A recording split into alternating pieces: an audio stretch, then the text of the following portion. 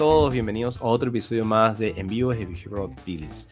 Aquí en este programa lo que hacemos es conversar con diferentes profesionales que trabajan en el mundo de Behavioral Science, de Behavioral Design, o la ciencia del comportamiento, pero más aún que, como digo, que trabajen en eso, es decir, como que vamos a hablar sobre el día a día, vamos a hablar sobre los retos, los aprendizajes, ¿no? Esas cosas que no se leen en libros siempre, porque para todo lo demás tenemos miles de fuentes de información. Y cada invitado o invitada que tengo, vamos a tocar un tema totalmente diferente, o a veces no tan diferente, pero que siempre tiene diferentes ángulos y ópticas y experiencias. Pero antes de empezar, pues no te olvides de suscribirte en el canal. Yo soy Choyos, yo creé este espacio justamente para difundir más temas de Behavioral Design en Hispanoamérica, digamos, ¿no? Todos los que hablamos español, pero lamentablemente todas las redes en las que promuevo estos canales no siempre difunden de la misma manera. La mejor forma en la que te puedes enterar de los episodios que salen y no se te pase ni uno es suscribiéndote en este momento en el canal y poniendo el clic en la campanita, porque lo contrario, pues quizás lo lancen, qué sé yo, en LinkedIn y nunca ves el post y te perdiste alguna de estas maravillosas entrevistas. Así que habiendo dicho eso, ahora sí quiero pasar a conversar y a presentarles mi invitada para el día de hoy. De verdad que mi invitada se llama Emma Bernardo, que es una amiga mía que nos hemos conocido hace ya un tiempo y estoy muy contento por fin tenerla en el programa, porque Emma es actualmente Head of Marketing de Neoventas, que nos va a contar un poquito vamos a hablar mucho sobre el tema de comunicaciones, de marketing. Emma tiene mucha experiencia en lo que es en general marketing, marketing digital, tiene una vasta experiencia en el mundo justamente de creación de comunicaciones y demás, y ella además, tiene un máster en Behavioral Data Science, que de verdad que me parece fascinante. Ojalá en otro espacio podamos hablar un poco más sobre cómo entra el tema de la data con el mundo de Behavioral Science, Behavioral Design. Y ella estudió en la Universidad de Barcelona este máster. Entonces, tiene bastante, digamos, conocimiento, pero más aún tiene mucha experiencia práctica. Tanto así que además es la creadora, fundadora del famoso Ministerio del Comportamiento. Si no lo conocen, les recomiendo que en este instante entren también a LinkedIn y lo busquen. Igual les voy a dejar el link para que entren rápido. Este es un espacio también de difusión. Emma es una colega de nosotros de justamente difundir entrevistas, contenido. Entonces no quiero seguir hablando yo sobre ella, así que quiero ya darle el pase. Así que bienvenida, Emma, al programa. Gracias por la invitación. Estoy súper contento de que hayas aceptado y que estés aquí con nosotros. Pues muchas gracias y sobre todo a ti. No hay tantos medios de comunicación que difundan este tipo de contenidos, ¿no? Donde que a priori parecen minoritarios, pero que yo creo que somos bastantes los que estamos trabajando con la parte de las ciencias del comportamiento. Tal cual. Yo justo ayer tuve la suerte de estar aquí en un evento en Perú, donde nos encontramos con muchas personas muy entusiastas en el tema, ya sea que estén trabajando en él o simplemente están muy interesadas. Así que ayer les comentaba a algunas personas, decía, oye, mañana voy a entrevistar a Emma Bernardo. Así que estén súper atentos porque de verdad que este es un tema súper interesante. Así que, Emma, yo he hablado un poquito de ti, pero obviamente pues hay muchas más cosas que se podrían decir. Cuéntanos un poquito sobre ti, qué haces, en qué te dedicas antes de comenzar a conversar sobre unos temas que tú y yo hemos preparado. Bueno, pues yo soy sobre todo periodista, ¿no? Y llevo siendo periodista pues más de 15 años, ¿no?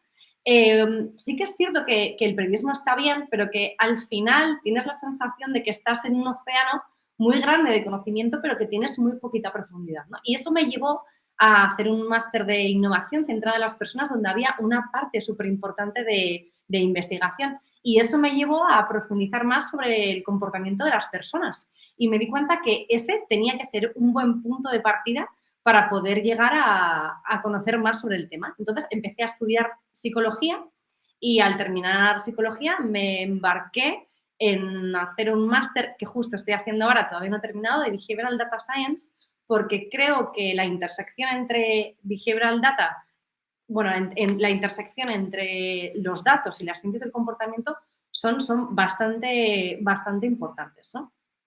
Por otra parte, también lancé hace unos 3 años el blog El Ministerio del Comportamiento, precisamente porque no había tantos medios o pensaba que había un vacío con esta disciplina, ¿no? Y lo que empecé a hacer era crear posts, crear contenido, pero sobre todo entrevistando a gente que podía darme su punto de vista, que podía conversar con esas personas para que me hablasen de casos prácticos, ¿no? Porque al final te encuentras mucho contenido, pero no siempre todo el mundo lo aterriza a tierra. Y yo creo que eso es muy importante porque a veces quedarse en el management, en las teorías está bien, conocerlas está bien, pero necesitas ver ejemplos prácticos, casos de éxito, casos de fracasos, para ver qué es lo que puedes hacer tú y cómo lo puedes aplicar en tu día a día.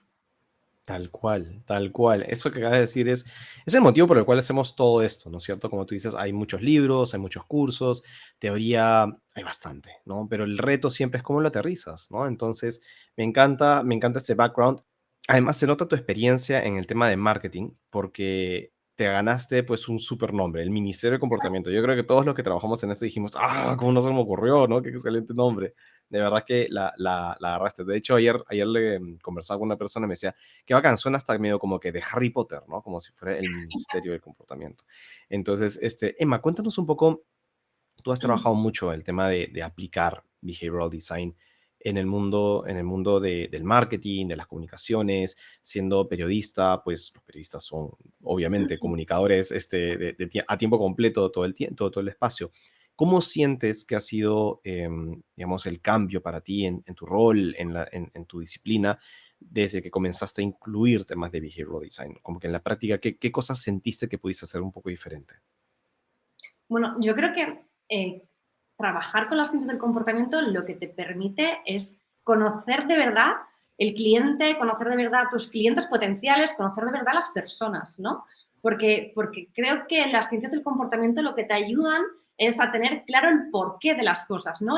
Las motivaciones de las personas, sus emociones y sobre todo cómo es ese proceso en el que toman decisiones. Ujú. Y claro, probablemente estés pensando, bueno, pero es que estamos en 2024, eso ya está más que superado. Es que me llama la atención porque hace un mes justo leí un estudio en el que se habían realizado más de 1.900 encuestas a varios profesionales del marketing que eran decisores, que tomaban decisiones, ¿no? Y una de las Ujú. conclusiones principales era que solo un 6% de esos profesionales del marketing aplicaban los insights de los consumidores a la hora de diseñar productos y servicios, lo cual es un porcentaje bajísimo. Sí que es cierto que la encuesta está realizada por un proveedor de software de Customer Experience que se llama Ujú. Braze.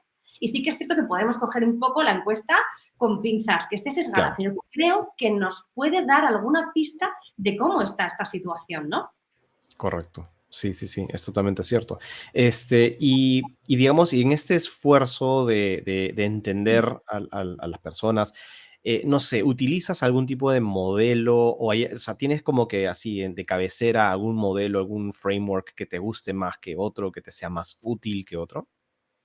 Sí, hay muchísimos frameworks y eso sí que es cierto que es un problema. Y es un Sí, problema porque empiezas a ver y ves que hay tantos modelos y no sabes por dónde tirar y no sabes cuál es, y empiezas con uno y crees que no es sencillo y luego vas con otro. Sí que es cierto que para mí Fogg fue un descubrimiento, ujú, ese modelo en el que entendías muy bien cómo el comportamiento se debía a una parte de motivación, una parte de aptitud y cómo los triggers eran los que ujú, realmente desencadenaban el comportamiento y sobre todo es muy sencillo, es súper elegante tal y, cual. y que daba una vuelta un poco a todo ese esfuerzo que se ha hecho de UX, UI, que es súper necesario, es súper sencillo, que sea fácil de navegar, que te permita que no tener que pensar demasiado, que sea Claro. intuitivo, pero en muchas ocasiones te encuentras webs súper bonitas o aplicaciones súper bonitas, súper bien diseñadas, pero falta la motivación, porque a lo mejor la propuesta de Ujú. valor no está bien definida o no te motiva lo suficiente o no tienes un trigger en ese momento adecuado como para desencadenarme el comportamiento, ¿no? Entonces, creo que es igual de importante esa usabilidad, esa ponérselo fácil a las personas, también es importante saber motivarlas, ¿no? Encontrar ese punto de la motivación. Aunque, claro, no es fácil, porque al final como dice Fogg, la motivación es el componente menos fiable de la conducta, ¿no? Entonces, Claro. encontrar ese punto intermedio para lograr el comportamiento es súper difícil, pero claro, ahí está el mérito. Me encanta. Sí, para los que están escuchando y quizás por primera vez escuchen este modelo o quieren explorar un poquito más, Emma se está refiriendo al modelo de BJ Fogg, que se llama o tiene estas siglas que son el BMAT o BMAP, que luego cambió la T por la P. ¿no? Por motivos X que Fox quiso cambiarle, pero coincido, o sea, me encanta porque más estos modelos, como también hay otros que enfatizan en que diseñar comportamientos no se trata, como tú dices, solamente de darle más motivaciones ¿no? Sino cómo es que haces este balance entre que un comportamiento sea fácil, sencillo de hacer, pero además tienes por un motivo claro por qué hacerlo, y esos gatilladores, ¿no es cierto? Eso de que, ok, quiero hacer un comportamiento súper fácil de hacer, pero ¿en qué momento empiezo, no? Entonces tienes estos gatilladores que abren o te impulsan a hacer ese comportamiento. Me gusta. Coincido contigo. De hecho, fue el primer modelo con el que yo también comencé a trabajar y es fácil de explicar y entender. Y claro, al final, hilando con la parte anterior, ¿se puede influir a la gente? Sí, pero para eso tienes que conocerla bien, ¿no? Claro. Y era un poco con lo que empezaba todo esto. Fíjate, yo que ahora mismo soy Head of Marketing en Neovantas, que es una consultora que está muy centrada en seguros, en banca y en telco, y antes de mi experiencia previa estaba en PSN, que es una aseguradora española que tiene más de 90 años de historia. Wow. Me muevo bastante en el sector asegurador, sobre todo, ¿no? Y ahí hay un dilema bastante grande de qué es lo que sucede con los seguros de vida, ¿no?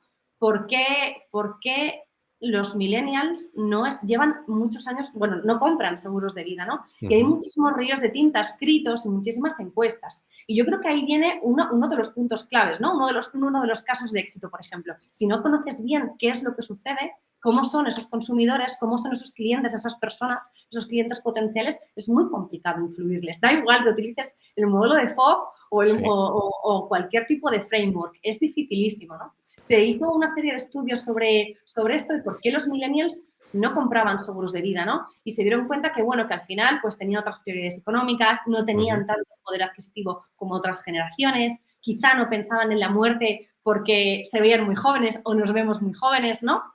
Son productos complejos, a veces pensaban que costaba todo muchísimo, mucho, o sea, sobreestimaban el precio, pensaban que costaba todo mucho más. Claro, sí que es cierto que según vas aumentando tu edad, el precio sube, pero sí que es cierto que en determinadas edades, como por ejemplo la que pueden tener los millennials, las coberturas son altas, te pueden sacar de un problema y el precio no es nada elevado, ¿no? Entonces, quizá la gente como yo, que trabajamos para intentar influir o intentar aplicar las ciencias del comportamiento al marketing, no estamos conociendo bien ese consumidor, ¿no? Porque al final, que un millennial, que una persona de 40 años, 35 años, compre un seguro de vida, está muy bien para las propias aseguradoras, para rejuvenecer las carteras, ¿no? Claro. Entonces, es curioso y se ha estudiado mucho esto y hay bastantes estudios ahora que lo que están enfocando es que los millennials se han abierto mucho más a la muerte, ¿no? Se han abierto mucho más a hablar de la muerte, a entender la muerte, ¿no? Tienen una perspectiva bastante más abierta. Y hubo una startup que vivió sus días de gloria hace unos años, ahora están pasando por algún tipo de dificultad, que se llamaba Dead Happy. No sé si los conoces, están No. en Reino Unido y lo que han hecho es conocer algo mejor a sus millennials, a su cliente, a su buyer persona, y lo que hacían era, en primer lugar, ofrecerles trámites súper sencillos, súper rápidos y, sobre todo, ponían en valor que era una cuestión barata, que era algo barato, ¿no? Para quitar esa barrera que podías tener de, no, es que esto es un seguro, seguro que es un producto caro. Y después, a mí lo que me gustó de esta empresa fue el toque conductual que tenían, porque cambiaron la forma en la que presentaban la información, ¿no? Normalmente cuando vas a hacer una póliza de un seguro de vida, sueles tener que responder a una pregunta un poco compleja. ¿Cuánto dinero quieres asegurar? Claro. Y entonces ahí cambiaron la forma en la que planteaban la pregunta, porque decían, es que yo no quiero, decía, es que yo quiero evitar que mis clientes tengan que asignar un valor en dólares a su vida. Entonces voy a cambiar el enfoque y les voy a decir, bueno, ¿qué es lo que quieres que suceda cuando te mueras? Y eso daba pie a configurar cómo querías tu funeral, a dejarlo pagado para no dejar Wow. problemas a tus hijos, por ejemplo, elegías las flores o creabas incluso tu propio funeral vikingo, que era uno de los ejemplos Wow. que proponían. Entonces cambiaban el enfoque de la muerte, cómo se abordaba a la muerte, porque conocían bien qué es lo que sucedía con los millennials. Qué interesante. ¿Me puedes repetir cómo se llama esta empresa? Porque quisiera ponerlo en los links ahí de Death interés. Happy. ¿Perdón? Death Happy. Dead Happy. Sí, sí que es cierto que hoy he entrado y ya es Death and Happy porque, bueno, siguen teniendo las coberturas, pero han pausado los clientes porque están empezando a tener dificultades. No sé si es porque una mala gestión, porque no ha Claro. aterrizado bien la idea, pero sí que es cierto que, bueno, llevaban operando unos años y a mí me parece un cambio a la hora, un cambio súper conductual, ¿no? Que yo creo que, vamos, estoy segura que han aplicado las ciencias del comportamiento y por No, lo está menos el bueno. conocimiento de los propios clientes, ¿no? De los propios millennials que son su foco, claro. Buenísimo, ¿no? En seguros, yo he trabajado también muchos años en seguros, siempre había un referente internacional que era el famoso Lemonade, ¿no? No sé si Ah, también claro. lo conocen, que a mí también me gustaba porque yo siempre cuando conversaba con los gerentes acerca del Lemonade, siempre se vio como una marca muy innovadora en seguros, pero en realidad si analizas Lemonade, no tiene mucha innovación, es decir, el producto sigue siendo un seguro, o sea, no crearon seguros diferentes, nuevos, nada, son seguros domiciliarios, seguros de vida, o sea, los mismos tipos de seguros. En donde sí innovaron, digamos, es en la forma, como tú decías, en la que interactúas con la marca. Entonces, bueno, sí hay innovación, pero no es un nuevo producto, es solamente digamos, utilizaban mucho el tema de data analytics para, y ahora me imagino estarán metidazos con AI, les he seguido el rastro, la verdad es que salí de seguros, pero me imagino que deben estar metidazos con eso, porque lo que hacían era, automatizaban tanto los procesos de siniestro, de claims, ¿no? O sea, es decir, oye, me pasa algo, no tengo mi seguro vehicular o me robaron la casa, en cuestión de minutos ya te estaban dando la cobertura o no, ¿no? Mientras que en una aseguradora tradicional toma días, te mandan a alguien para analizar y casi, casi quieren asegurarse que no eres un delincuente, ¿no? Este, entonces, de verdad que es bien interesante lo que mencionas porque son soluciones que van más allá de solamente qué te ofrezco, ¿no? Es cómo debería ser esa experiencia, entendiendo, como tú dices, correctamente la forma en la que la gente se comporta. Y eso me trae a un tema que hemos estado conversando por fuera y que queríamos justamente mencionar ahora en la conversación. Tú me contabas acerca de que tu trabajo de marketing, de comunicación y demás, aplicando behavioral design, aprendiste, unos aprendizajes, es el tema de la importancia del contexto en el cual estas comunicaciones se dan. ¿Puedes contarnos un poco más a qué te refieres con el contexto? ¿Por qué, cómo llegaste a este aprendizaje? Bueno, creo que nadie se escapa del contexto. Y yo empecé a darle vueltas desde que leí un experimento que llevaron a cabo dos psicólogos de la Universidad de Princeton, Batson y Darley. Y bueno, el experimento tiene muchísimo tiempo, ¿no? Pero muchísimos años, pero me pareció tan bueno que creo que merece la pena compartirlo para entender Por de verdad favor. ese contexto, ¿no? Bueno, se llevó a cabo un experimento con 40 seminaristas y tenía varios puntos, ¿no? La primera parte de ese experimento había que, bueno, ellos les pasaban un cuestionario para que estuviera reciente y para conocer si realmente esos estudiantes tenían una vocación para ayudar al prójimo, ¿no? Por supuesto, todos dijeron que sí. Y luego, tras esa primera encuesta, venía la siguiente parte del experimento. Aquí se les decía, bueno, tenéis que grabar un discurso sobre un determinado tema, pero lamentablemente esta sala en la que estamos no se encuentra habilitada para llevar a cabo la grabación. Entonces, os vamos a dar un mapa del campus y tenéis que ir de un edificio a otro siguiendo ese mapa para llevar a cabo la grabación en otra sala, en otro edificio diferente del campus. Y aquí introdujeron un factor súper interesante. Alteraron el contexto con la prisa. Ujú. Un tercio de esos seminaristas se les dijo que llegaban ya muy tarde, que tenían que ir deprisa porque había un asistente en la otra sala que ya les estaba esperando para hacer la grabación y tenían que darse mucha prisa. Les pusieron toda la prisa que pudieran. A un segundo tercio les bajaron el puntito de prisa a una prisa, digamos que intermedia. Les metían prisa, pero no tanta, ¿no? Les decían, bueno, ahí os está esperando, os va a empezar a esperar este asistente, por favor, sed conscientes y daros un poco de prisa, que tenéis el tiempo justo para llegar. Y luego tenemos un tercio final en el que la prisa era baja. Y se les decía, bueno, no os preocupéis, ir tirando, pero probablemente ese asistente de grabación que os va a ayudar a echar una mano con la grabación de este vídeo, quizás os haga esperar brevemente.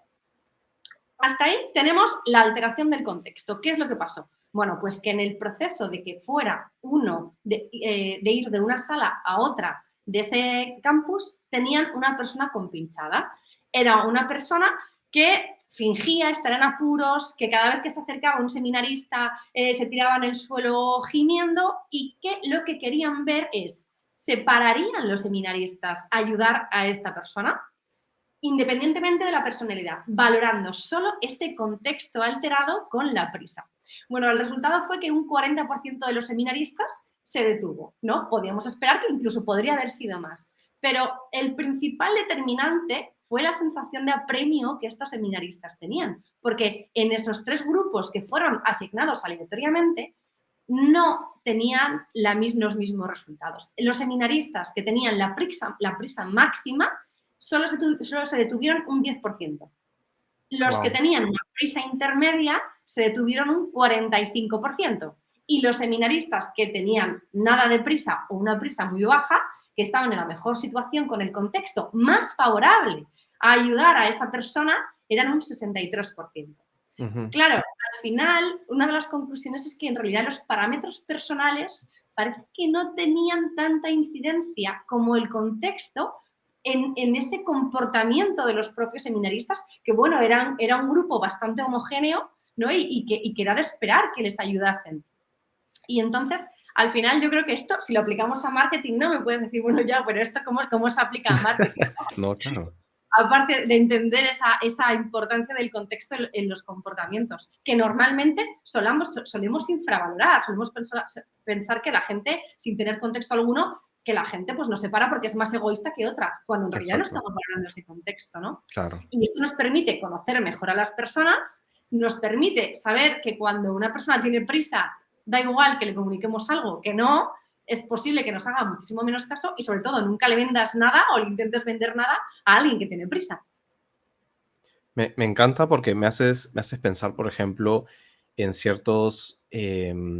en ciertos proyectos en los que he podido brindar algunas ideas o lo que fuese. Y de hecho, creo que he tenido en el programa algunas personas que han tenido temas similares, por ejemplo, cuando se tratan temas de seguridad en el trabajo, por ejemplo, ya que has hablado del tema de la prisa, ¿no? Es decir, la alta gerencia quiere minimizar los accidentes no sé, una mina o en un puerto, lo que sea, ¿no? Entonces tienes todos esos protocolos y ponerte la EPP y demás, ¿no?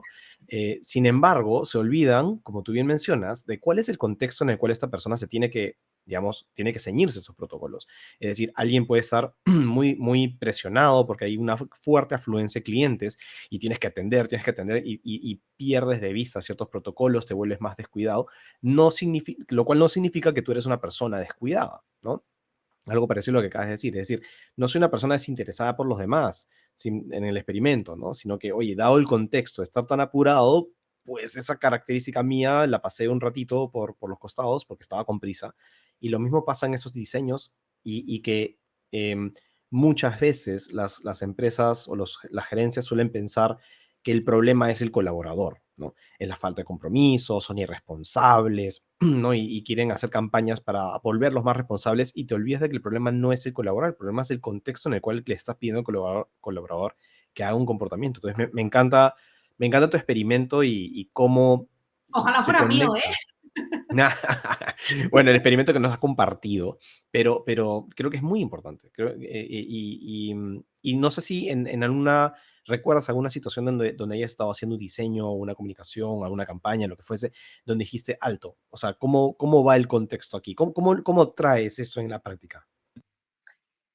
Por ejemplo, a la hora de segmentar, o sea, parece como que, o sea, cuando tú lanzas campañas, por ejemplo, de email marketing, Ujú. a veces tienes la tentación de que si tienes una base de usuarios de 200.000 clientes, lanzas la misma, ¿no? Y Claro, entonces, intentar segmentar por contexto, intentar segmentar por momento vital, es el santo grial ahora, ¿no? Del marketing. Pero tal claro, cual. tiene complicaciones porque es muy complejo que tú hayas sido capaz de recopilar datos conductuales, por ejemplo, y corres el riesgo de si tienes X productos, ir impactándoles a todos independientemente del momento vital en el que estuviesen, Ujú. independientemente de su situación, ¿no?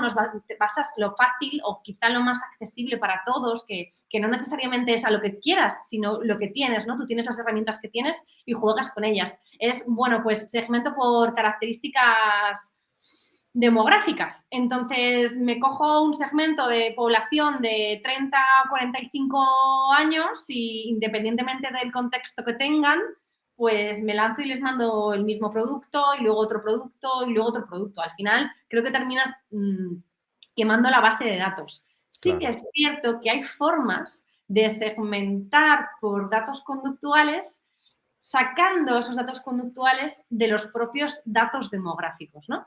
Wow. Esto es dificilísimo, pero sí que hay algún ejemplo fácil de conseguir, que yo creo que es lo que estamos todos aquí, ¿no? ¿Cómo podemos intentar conseguir ejemplos fáciles sin tener que revolver y poner patas arriba una empresa, ¿no? También Exacto. hay dos psicólogos también estadounidenses que se llamaban Alter y Hersfield que llegaron a ayudarnos a saber cuándo las personas son más propensas a replantearse sus vidas, ¿no?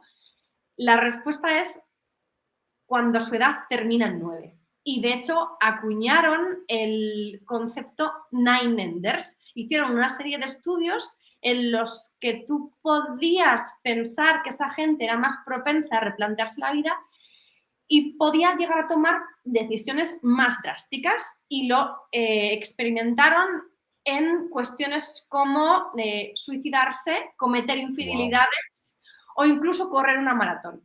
Hmm. Claro, ¿esto cómo lo podemos aplicar al marketing? ¿Cómo podemos intentar conocer este contexto sabiendo solo la edad, ¿no? Bueno, pues nos podemos agarrar a los Nine Enders y, por ejemplo, si quieres vender dentro del mundo de los seguros, que es donde yo me siento más cómoda, un seguro de vida donde tienes que Claro. agitar un poco a las personas y decirle, oye, tú que tienes 29, que tienes 39 años, que quizá tienes hijos, no deberías replantearte contratar una póliza para dejar la vida más fácil a aquellos que tienes detrás. Mm, interesante. Me encantó eso porque como que, a ver, uno de los retos efectivamente, no solo para seguros, creo que para todas las industrias, es cómo customizo estos mensajes, ¿no? Porque dijiste algo bien importante. Si tú le mandas a todo el mundo, lo bombardeas de productos, mensajes, promociones que no conectan con ellos, lo único que terminas haciendo es fomentas que todos sus mensajes eventualmente vayan al spam y nunca más preste atención a nada que podría sí ser de pronto interesante para ellos o simplemente pierden total interés en tu marca y te bloquean, ¿no? Es como que ya sabes que esta marca no me conoce y chao. Entonces, la gran pregunta que todas las empresas seguramente ahorita se hacen es cómo, ¿no? ¿Cómo me aseguro de saber cuáles son estas características? Entonces, se han hecho muchos trabajos de segmentación por los años, el tema ¿no? de encuestas y cuestionarios que la gente tiene que responder. Y uno de los problemas ahí es, ok, ¿cómo hago que todo el mundo responda a mis encuestas? Entonces, tú has mencionado algo bien interesante, es cómo puedo segmentar desde datos que ya tengo de la persona. Entonces, como tú dices, todos los que cumplen 39 años de pronto o 29 años, son personas a las cuales les voy a targetear cierto tipo de mensajes si estás en seguros, por ejemplo, oye, seguros de vida, ya no te estás haciendo más joven, o no sé, algún otro producto, imaginemos que sean edades donde sabemos estadísticamente que la gente suele tener más hijos y le puedes, ¿no? No sé, si vendes pañales, es una edad a la que te puedes dirigir. Entonces, me encanta cómo traes el tema de esta segmentación desde datos propiamente de la persona. Entonces, bien interesante No cómo lo conoces pueden el aplicar. contexto, pero puedes inferirlo. Exacto. Eso es. Es que eso es muy interesante, Emma. De verdad, por eso el tema de tu máster en Behavioral Data Science. Estoy en ello, ¿eh? eh, Estoy en ello. No termino hasta noviembre y yo me pero queda ahí un estás. poco.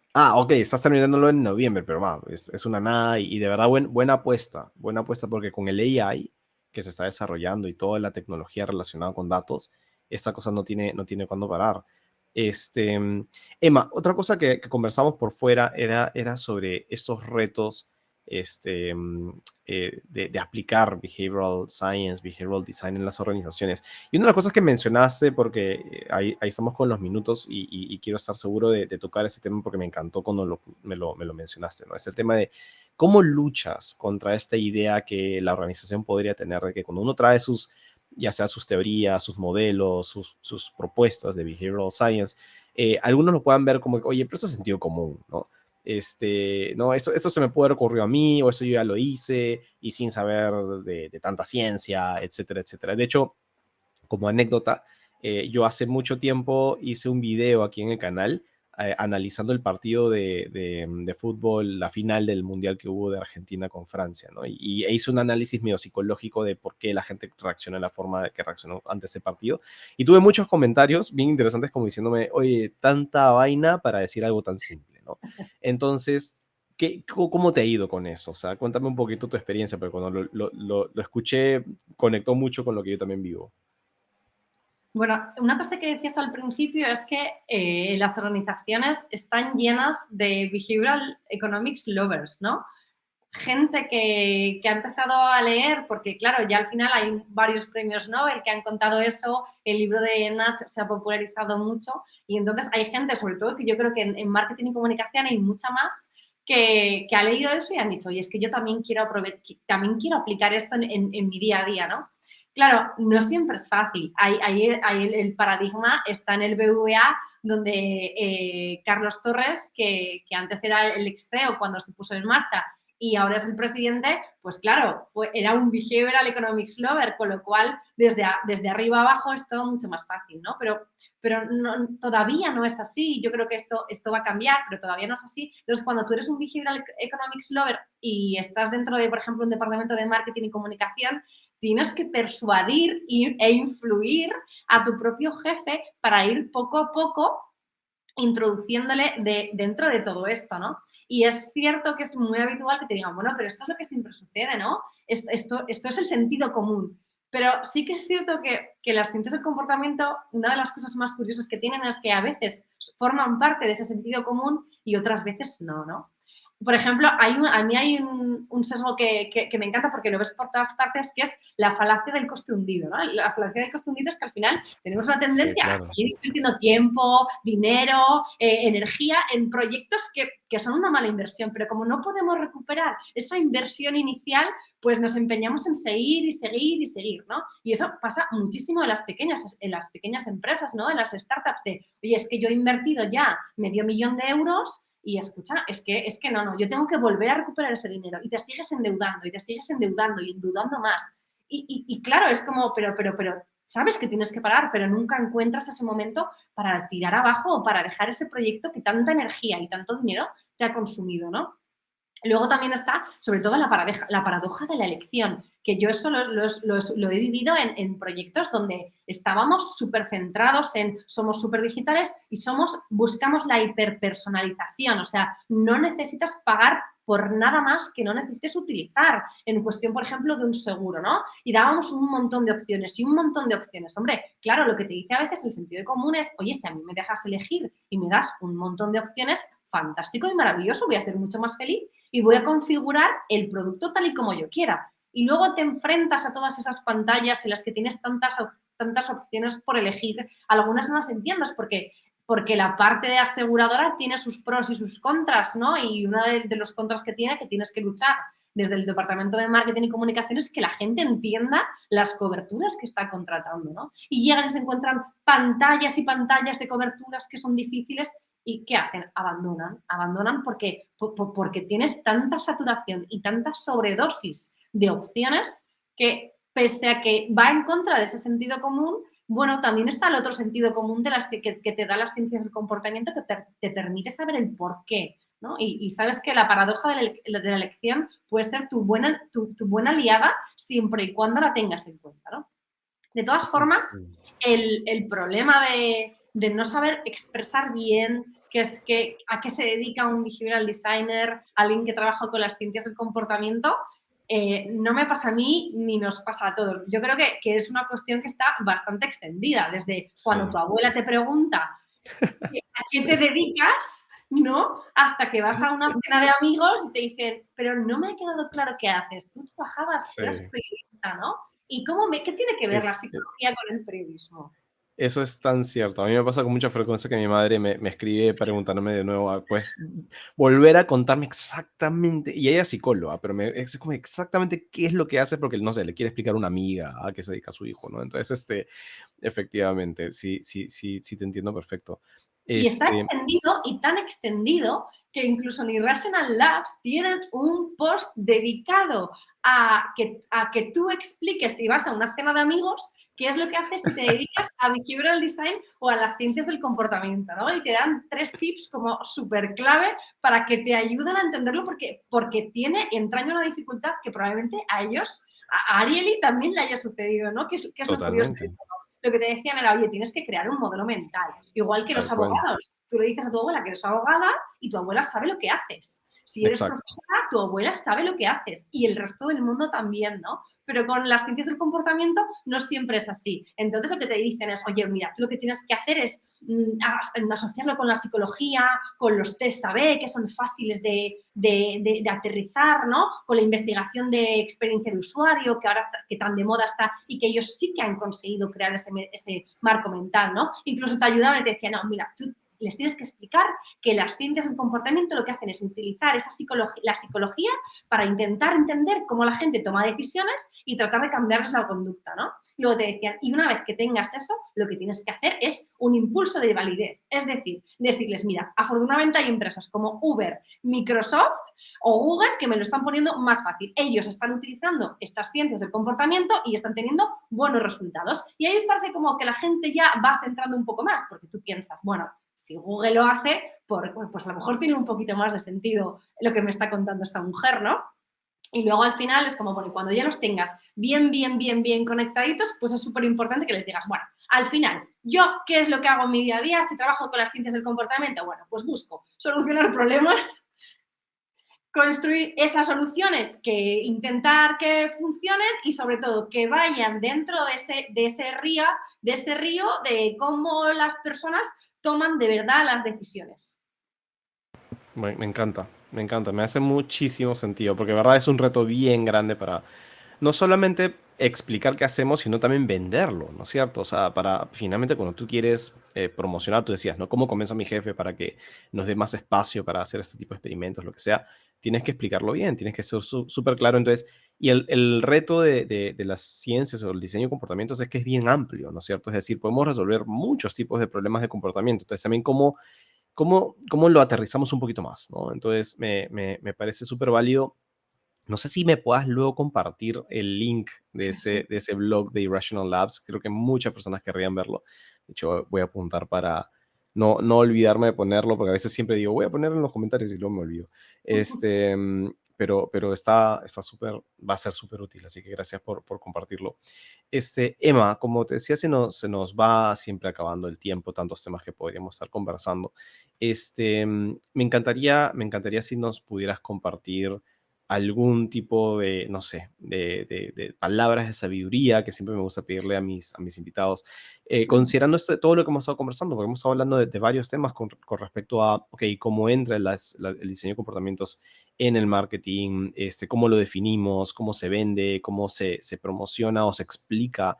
Nos has comentado de diferentes ejemplos y, digamos, experimentos donde aplicando este entendimiento del ser humano, desde cómo nos comportamos, la importancia del contexto, entre otras cosas, podemos diseñar mejores soluciones y no solamente trabajar con lo que se nos viene en la cabeza. Entonces, considerando todo y todo, si nos puedes compartir así unas breves palabras de sabiduría para todas las personas que están escuchando, piensa en todos los jóvenes, las jóvenes behavioral designers que están tratando de aprender de tu propia experiencia.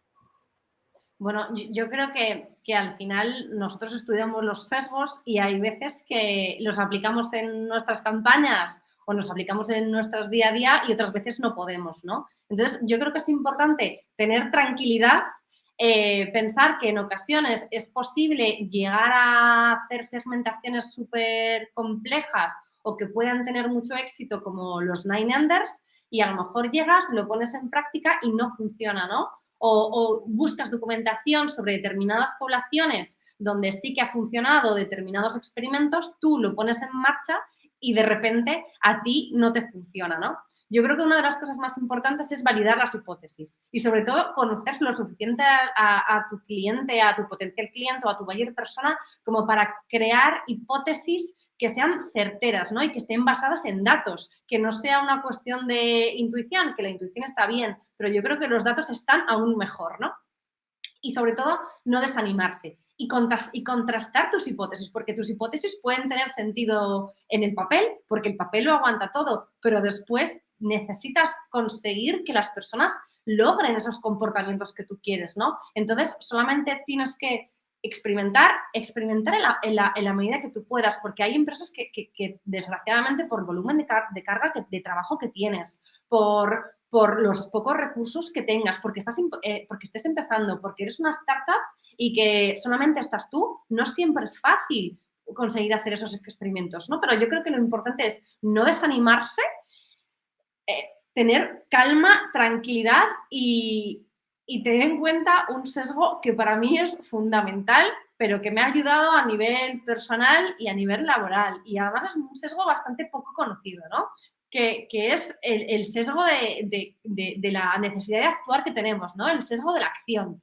Muchas veces las personas tenemos la tendencia a priorizar la acción sobre la inacción, ¿no? Y a veces actuamos y luego empeoramos la situación. Entonces, si pones en marcha un test A/B y ves que no te está saliendo bien tu experimento, no lo pares, espera, cálmate y sobre todo dale tiempo para ver si funciona o si no funciona. Si funciona, maravilloso, y si no funciona, pues algo habrás aprendido. Me encanta esto último porque recuerdo claramente que sí posteaste hace poco en el Ministerio de Comportamiento el tema de... Yo no lo conocía, este sesgo, así que al toque me puse a investigar y a sumarlo dentro de mi archivo de sesgos, porque sí, sí es un buen punto, ¿no? Un poco de calma, un poco de tranquilidad, porque puedes empeorar en lo que estás trabajando. Sí, sí, sí. El tema de la paciencia, me encanta lo que has mencionado porque efectivamente a veces tenemos esta presión de lograr demostrar, ¿no? Resultados, pero todo con un buen diagnóstico, una buena experimento. Los experimentos son sumamente útiles, de verdad que no puedo enfatizar más en eso, ¿no es cierto? O sea, a veces me pasa que ya quiero lanzar un diseño que ya me encanta, pero no, es como que yo también tengo que recordar que vale la pena experimentar y porque lo más probable es que me he equivocado en algo y sobre eso iteras, ¿no es cierto? Así que me ha encantado. Emma, Si es que antes el de... comportamiento es una fuente inagotable de cosas Totalmente, curiosas. totalmente. Emma, antes de despedirnos de ti, quería aprovechar entonces también este espacio, lo que nos están escuchando, y tú además estás organizando con otros socios un evento que se viene muy pronto ahí en España, que además me dice la buena noticia de que no solo va a ser presencial, sino que lo van a poder probar. Están considerando poder hacer un streaming que va a ser el Nudge Vamos Fest. a hacer. Gracias a Agora News, que es uno de nuestros patrocinadores, pues vamos a poder Buenas, transmitir el evento. perfecto. Está hecho Cuéntanos. está organizado por el Ministerio del Comportamiento y por WOCO, de la mano de su CEO, Otto De Whitehead, Otto. y Ujú. nos pusimos en marcha en octubre con la primera edición y la segunda edición nos hemos venido arriba, se llama Nudge Fest, un nombre muy oportuno Muy marquetero. y lo vamos a hacer en el Google Campus, que Google también ha colaborado con nosotros y nos cede Buenísimo. la sala. Y el tema son los datos y su intersección con las ciencias del comportamiento. Interesante. Justo lo que estábamos hablando en el programa, de que ojalá que tengamos un espacio para hablar sobre esto. Así que, por favor, bueno, yo voy a estar detrás de ti para compartir este link que se pueda tener para poder presenciar el Nudge Fest para aquellos que además no estamos en España y que lamentablemente nos vamos a tener que perder de manera presencial, pero estar al tanto de lo que se pueda compartir en un tema tan importante y además que viene tan a futuro me parece muy bien escogido. Así que felicidades, Emma, por esta organización, que hayan tenido éxito con la primera, tanto que quieran hacer esta segunda. Y, Sí, y incluso nos felicidades. hemos atrevido. No, está genial. Y felicidades para Otto. También no lo conozco personalmente a Otto todavía. Hemos conversado sí de manera virtual, pero creo que están en súper buenas manos. Así que felicidades. Es el 9 de abril, ¿correcto? 9 de abril, empieza a las 5 de la tarde, hora española, y Correcto. terminará sobre las 7:30 más o menos. Son 2 horas y media de conocimiento, ejemplos y sobre todo casos de éxito y de fracaso aterrizados de verdad. Eso es lo que queremos. Eso es lo que buscamos en Behavioral Pills. Así que ya saben, chicos, chicas, yo igual lo voy a compartir. No se preocupen, por favor, eso no se me va a pasar. El 9 de abril, de todas formas, ya márquenlo en calendario, porque además es una buena hora para los latinoamericanos. Sus 5 de la tarde es un perfecto momento para nosotros. Así que nada, mil gracias, Emma, por todo el trabajo. Felicidades por el Ministerio de Comportamiento, por el trabajo que estás haciendo y todo lo que se sigue sacando adelante. Así que, de nuevo, mil gracias por estar en el programa, compartirnos tu experiencia.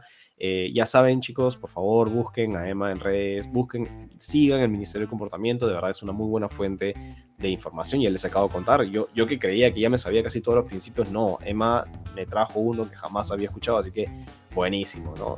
Siempre aprendiendo. Mil gracias, Emma, por tu tiempo. A ti por entrevistarme y por dejarme contar mis alegrías y mis tristezas y sobre todo con aplicación con Behavioral Economics. Tal cual, tal cual. Ya conversamos prontito. Muchas gracias. Gracias. Chao, chao. Bien, chicos, chicas, así que eso ha sido nuestro programa por hoy, conversando con Emma Bernardo. De verdad que, como les dije, a mí me encanta hablar con Emma, ya habrán visto, ¿no? Es muy carismática, sabe mucho lo suyo, tiene mucha experiencia. Siempre estos programas se quedan cortos, así que no tomen como referencia que aquí vamos a hablar de todo lo que podamos hablar sobre unos temas. Hay mucho más que investigar, así que ahí les voy a dejar los links para que puedan seguir a Emma, que puedan seguir el Ministerio de Comportamiento. No se olviden del evento de Nudge Fest. Me encanta que hayan ya estos eventos en habla hispana, que son cada vez más necesarios. Entonces, sin más, ya los dejo para que no se olviden, además de suscribirse. Ahorita, antes que cierren la pestaña, suscríbanse al canal para que no se pierdan una siguiente entrevista. Tengo muchas personas más todavía por entrevistar, de verdad me encanta, cada vez hay más, entonces cada vez tengo que apurarme más en conocerlas y en compartir sus experiencias. Así que nos vemos muy pronto en un siguiente episodio de En Vivo desde Behavioral Pills.